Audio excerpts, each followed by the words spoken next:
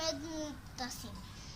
আমি আজকে আমার আম্মুর সাথে জাতীয় কবি কাজী নজরুল ইসলামের লেখা কবিতাটি লিচু চোর আবৃত্তি করব। বাবুদের তাল পুকুরে, হাবুদের ডাল কুকুরে, সে কি বাস করলে তারা, বলি থাম একটু দাঁড়া।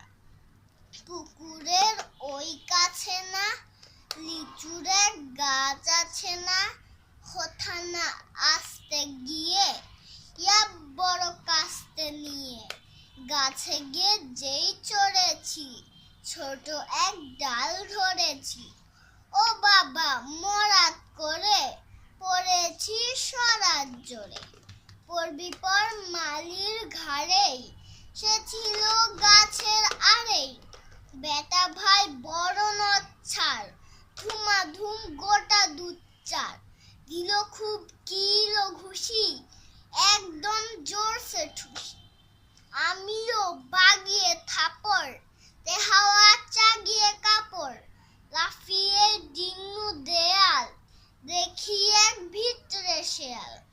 আরে ধ্যাত, শেয়াল কোথা?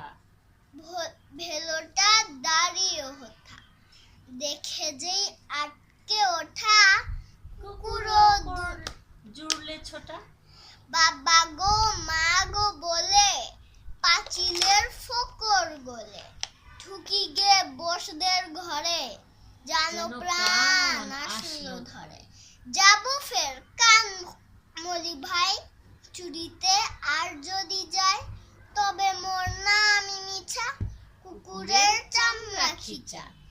একই ভাই যায় রে ভোলা, মালির ওই পিকনি গুলা, কি বলিস ফের হপটা, তবার না খপটা। ধন্যবাদ।